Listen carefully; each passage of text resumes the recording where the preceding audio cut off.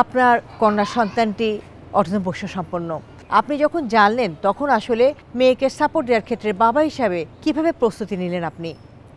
প্রস্তুতি নিলাম, এটা তো মেনে নিতেই হবে। আল্লাহ যেটা দিয়েছে এটা তো আর না মানার কিছু নাই। ডাক্তার যেসব সাজেস্ট করছে আমরা ওইটাকেই ফলো করার চেষ্টা করছি। নিয়মিত ওর সাথে ওর যে আই কন্ট্যাক্টগুলো, যে থেরাপিগুলো দিছি ওগুলো নিয়মিত দেওয়ার চেষ্টা করছি, যে মেডিসিনগুলো দিছি ওগুলোও খাওয়ানোর চেষ্টা করেছি। আপনারা যখন মুনিয়াকে বিশেষজ্ঞ চিকিৎসকের কাছে নিয়ে গেলেন, কি সমস্যাগুলো দেখে মনে হয়েছিল যে তাকে একজন বিশেষজ্ঞ চিকিৎসকের কাছে নিয়ে যাওয়া প্রয়োজন? সমস্যা ছিল ডাকলে সাড়া দিত না, তাকাইতও না। আসলে সে কানে শুনতো, টিভি দেখতো, গানের সাথে সে নাচতো, করতো, তাইলে কানের তো অবশ্যই শুনতো, কিন্তু আমরা ডাকলেও সাড়া দিত না। শুধু কি এটুকুই ছিল, কথা বলা বা অন্য কিছু?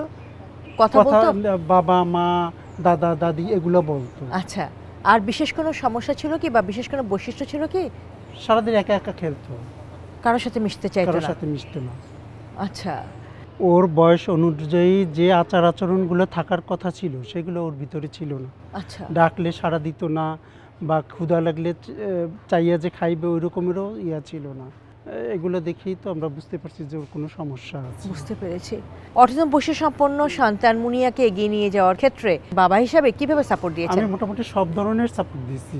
মানসিক প্রস্তুতি নিচে নিয়ে তো আমাদের আগাতে হবেই। ওর মাকেও আমরা 2-3 জায়গায় ট্রেনিং দেওয়াইছি। এইভাবে এগুলো আমরা ফলো করতে করতে সামনে আগাইছি। তার মানে শুধু মেয়েকে সাপোর্ট দেননি, আপনি আপনার স্ত্রীকেও সাপোর্ট দিয়েছেন। জি জি জি। এই যে বিষয়টা আসলে আমরা সবসময় দেখে থাকি যে এই ধরনের সাপোর্ট পায় না স্ত্রীরা তাদের স্বামীর কাছ থেকে। আপনি সেই জায়গা থেকে কিন্তু একদম ব্যতিক্রম সেই জায়গাতে, এবং আপনি সাপোর্ট দিয়েছেন আপনার স্ত্রীকে, আপনার মেয়েকে। বাবা হিসাবে তো বাবার দায়িত্ব পালন করি, মায়ের দায়িত্বও পালন করি। আচ্ছা আচ্ছা। হ্যাঁ, স্বামী হিসাবে স্ত্রীর পাশে তো আমার থাকার দায়িত্ব, তাকে তো হেল্প করতেই হবে।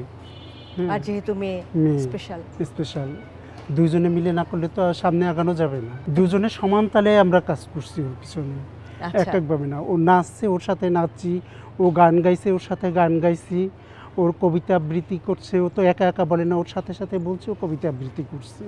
ওর মায়ের সাথে ওর মায়ের কাজ করছি, আবার ওর সাথে ওরেও আবার মায়ের কাজগুলোও আমি করছি। একটু শুনতে চাই যদি বলেন কি কি কাজ করেছেন যেমন আপনি? ও মা তো কিন্ডারগার্টেন স্কুলে টিচার ছিল, আচ্ছা, এখনো আছে।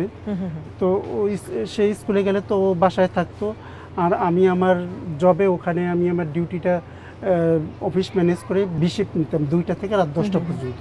তাহলে ওই 2টা পর্যন্ত আমি বাসায় থাকতাম, বাসায় থেকে ওকে টেকেল দিতাম, সংসারের কাজকর্ম টেকেল দিতাম এগুলো। আর আমরা তো অল্প আয়ের লোক, তো দুজনে কাজ না করলে তো চলাও কঠিন হয়ে যায়।